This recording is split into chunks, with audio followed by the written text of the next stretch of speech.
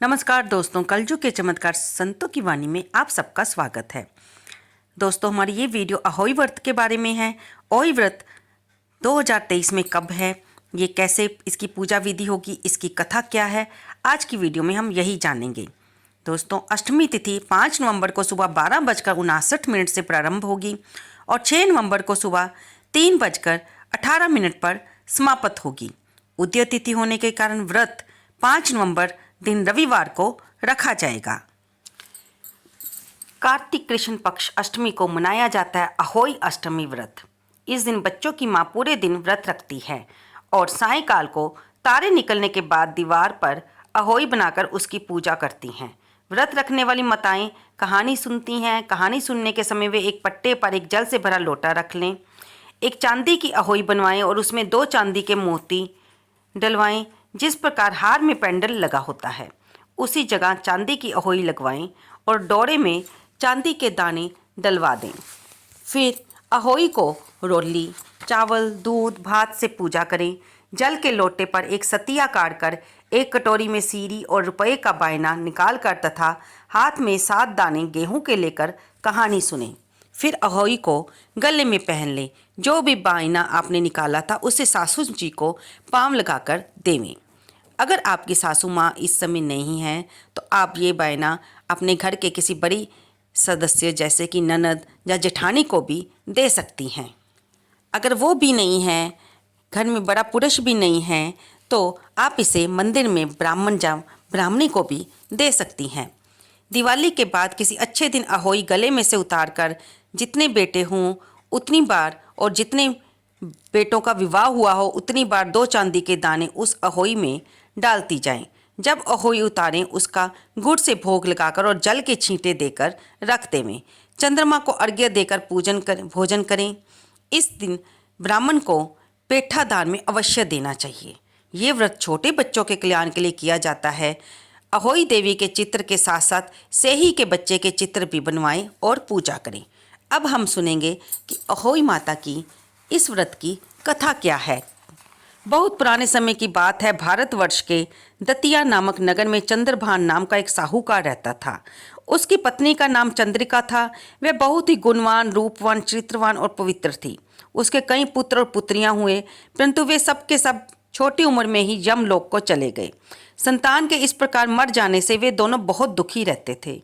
वे पति पत्नी मन में सोचा करते कि हमारे मरने के बाद इस वैभव का अधिकारी कौन होगा। एक दिन उन दोनों ने निश्चय किया कि सब धन दौलत को त्याग कर जंगल में निवास किया जाए। ऐसा निश्चय करके दूसरे दिन ही दोनों सब घर आदि भगवान भरोसे छोड़कर जंगल को चल दिए। चलते चलते जब दोनों थक जाते थे तो बैठ जाते थे और फिर चलने लगते। इस प्रकार वे दोनों बद्रिका आश्रम के समीप एक शीतल कुंड के पास पहुंचे। वहां पहुंचकर दोनों मरने का निश्चय करके अन्न जल त्याग कर बैठ गए। इस प्रकार बैठे उन्हें 7 दिन हो गए। 7वें दिन आकाशवाणी हुई कि तुम लोग अपने प्राण मत त्यागो, ये दुख तुम्हें पूर्व जन्म के पापों के कारण मिला है। अतः हे साहूकार, तुम अपनी पत्नी के साथ अहोई अष्टमी के दिन, जो कि कार्तिक कृष्ण पक्ष को आती है, व्रत रखना। इस व्रत के प्रभाव से अहोई नाम की देवी प्रसन्न होगी और तुम्हारे पास आएगी। तुम उस देवी से अपने पुत्रों की दीर्घायु मांगना। व्रत के दिन रात्रि को राधा कुंड में स्नान करना। कार्तिक पक्ष की अष्टमी आने पर चंद्रिका ने बड़ी श्रद्धा से अहोई देवी का व्रत धारण किया और रात्रि को साहूकार राधा कुंड में स्नान करने गया। साहूकार जब स्नान करके घर लौट रहा था तो रास्ते में अहोई देवी ने दर्शन दिए और बोली, साहूकार, मैं तुमसे बहुत प्रसन्न हूँ, मांगो क्या मांगते हो। साहूकार अहोई देवी के दर्शन कर बहुत प्रसन्न हुआ और कहा, माँ, मेरे बच्चे कम उम्र में ही देवलोक को चले जाते हैं, कृपया उन्हें दीर्घायु होने का आशीर्वाद दीजिए। अहोई देवी ने कहा, ऐसा ही होगा। इतना कहकर अहोई देवी अंतर ध्यान हो गई। कुछ दिन बाद साहूकार के एक पुत्र पैदा हुआ। जब बड़ा होने पर विद्वान, बलशाली, प्रतापी तथा आयुष्मान हुआ। दोस्तों, अब हम सुनते हैं अहोई माता अष्टमी व्रत पर सुनी जाने वाली दूसरी कहानी। प्राचीन काल में किसी नगर में एक साहूकार रहता था। उसके 7 लड़के थे। दीपावली से पहले साहूकार की स्त्री घर की लीपा पोती हेतु मिट्टी लेने खदान में गई और कुदाल से मिट्टी खोदने लगी। देवयोग से उसी जगह एक सेह की मांद थी। सहसा उस स्त्री के हाथ से कुदाल बच्चे को लग गई, जिससे सेह का बच्चा तत्काल मर गया। अपने हाथ से हुई हत्या को लेकर साहूकार की पत्नी को बहुत दुख हुआ, परंतु अब क्या हो सकता था। वह शोकाकुल पश्चाताप करती हुई अपने घर लौट आई। कुछ दिनों बाद उसके बेटे का निधन हो गया, फिर अकस्मात दूसरा, तीसरा, और इस प्रकार वर्ष भर में उसके सभी बेटे मर गए। महिला अत्यंत व्यथित और दुखी रहने लगी। एक दिन उसने अपने आस पड़ोस की महिलाओं को विलाप करते हुए बताया कि उसने जानबूझकर कभी कोई पाप नहीं किया। हाँ, एक बार खदान में मिट्टी खोदते हुए अनजाने में उसके हाथों एक सेह की बच्चे की हत्या अवश्य हुई है, और तत्पश्चात उसके 7 बेटों की मृत्यु हो गई। ये सुनकर पास पड़ोस की वृद्ध औरतों ने साहूकार की पत्नी को दिलासा देते हुए कहा कि ये बात बताकर तुमने जो पश्चाताप किया है, उससे तुम्हारा आधा पाप तो नष्ट हो ही गया है। तुम उसी अष्टमी को भगवती माता की शरण लेकर सेह और सेह के बच्चों का चित्र बनाकर उनकी आराधना करो और क्षमा याचना करो। ईश्वर की कृपा से तुम्हारा पाप धुल जाएगा। साहूकार की पत्नी ने वृद्ध महिलाओं की बात मानकर कार्तिक मास की कृष्ण पक्ष की अष्टमी को उपवास व पूजा याचना की। वह हर वर्ष नियमित रूप से ऐसा ही करने लगी। उसके इस प्रकार व्रत रखने पर अहोई माता प्रसन्न हुई और उसके वरदान दिया कि उसको अब जो पुत्र होगा वह दीर्घ आयु होगा। फिर कुछ समय बाद साहूकार के पुत्र हुआ और वह दीर्घ आयु हुआ। तो इस प्रकार अहोई माता ने उन पर कृपा की।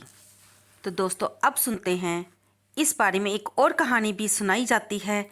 हर क्षेत्र में कहानी बदल जाती है, लेकिन इन कहानियों का अर्थ यही होता है कि हमें उस व्रत के महत्व के बारे में बताना। हम वो व्रत क्यों रखते हैं, उसका क्या कारण होता है, उसमें किस देवी देवता की पूजा की जाती है। इसी तरह अहोई माता की व्रत कथा में तीसरी कथा भी हम आपको सुनाने जा रहे हैं। प्राचीन काल में एक साहूकार था जिसके 7 बेटे और 7 बहुएं थीं।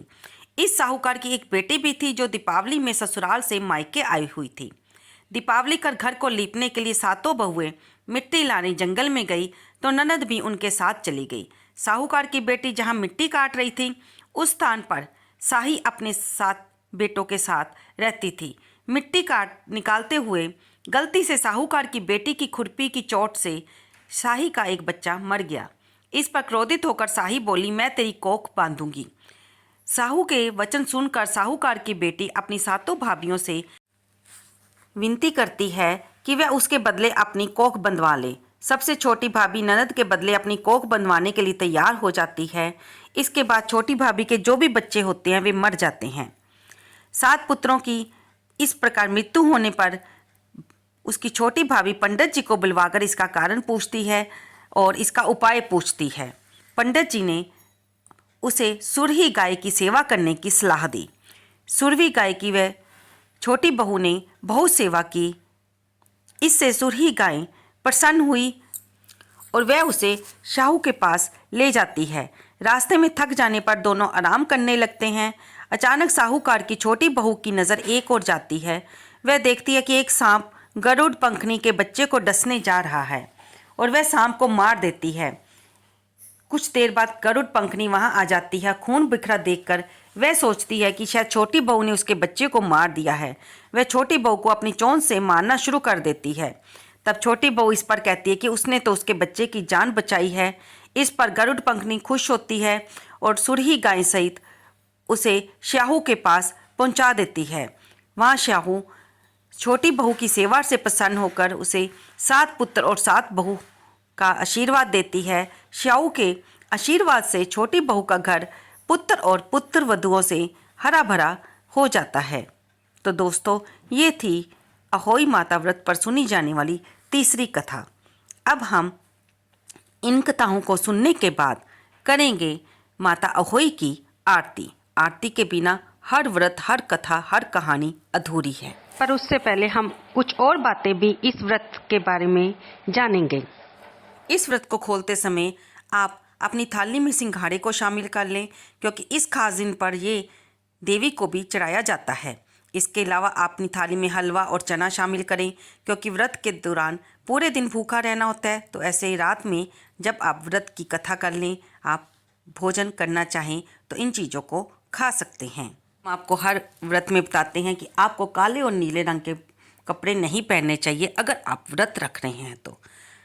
और चूँकि अहोई माता का व्रत भी आप अपने बच्चों के लिए रख रहे हैं, तो इस शुभ अवसर पर भी आप लाल या गुलाबी या पीले रंग के वस्त्र ही पहने तो ज़्यादा अच्छा होगा। काले, नीले और सफ़ेद रंग के कपड़ों को पहनना अशुभ माना जाता है। इस दिन खरीदारी करना बहुत अच्छा माना जाता है, क्योंकि ये सारा दिन ही बहुत शुभ होता है। अष्टमी और नवमी तिथियां खरीदारी के लिए बहुत ही अच्छी मानी जाती हैं। दोस्तों, जानते हैं अहोई माता की पूजन विधि कैसी रहेगी, पूजा मुहूर्त क्या रहेगा। अहोई अष्टमी पूजा मुहूर्त शाम 5:32 से लेकर शाम 6:51 तक रहेगा।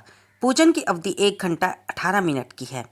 अहोई अष्टमी पूजा विधि में दीवार पर अहोई माता की तस्वीर बनाई जाती है, फिर रोली, चावल और दूध से पूजन किया जाता है।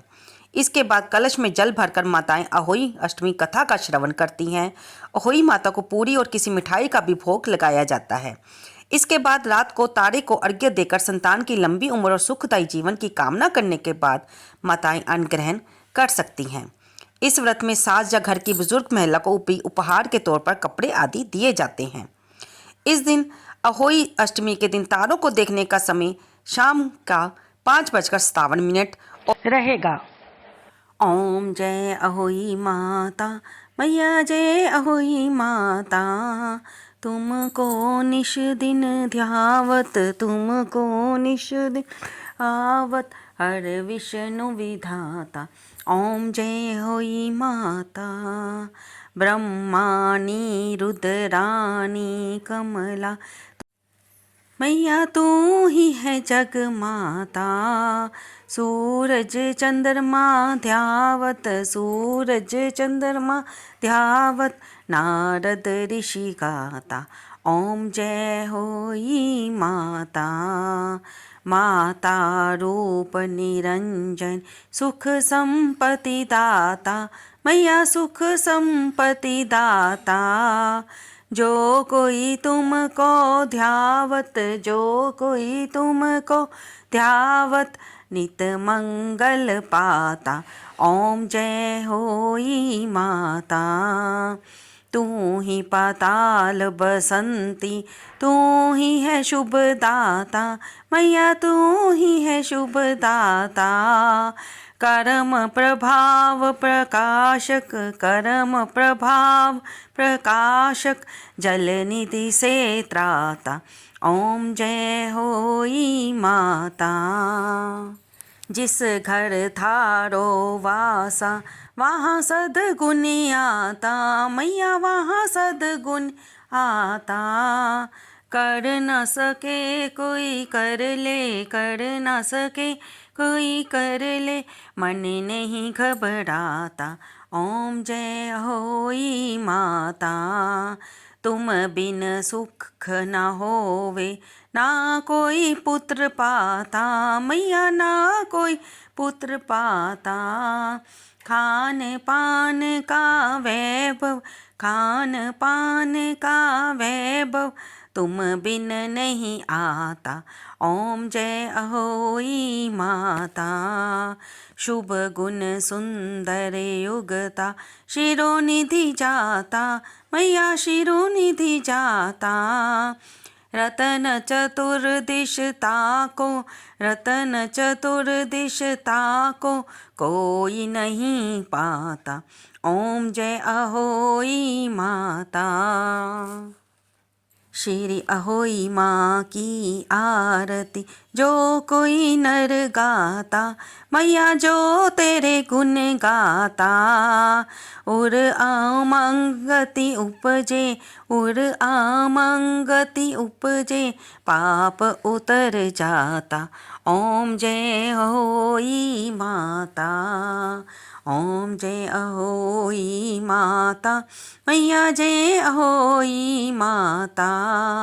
तुमको निस दिन सेवत, मैया जी को निस दिन सेवत, हरे विष्णु विधाता, ओम जय अहोई माता। बोल अहोई माता की जय हो। तो दोस्तों, आपको ये वीडियो कैसी लगी कृपया इसे लाइक करें, शेयर करें और कमेंट बॉक्स में जय अहोई माता लिखना तो बिल्कुल ना भूलें। अहोई माता आपके सभी बच्चों को सुख दे, समृद्धि दे और लंबी आयु का वरदान दे।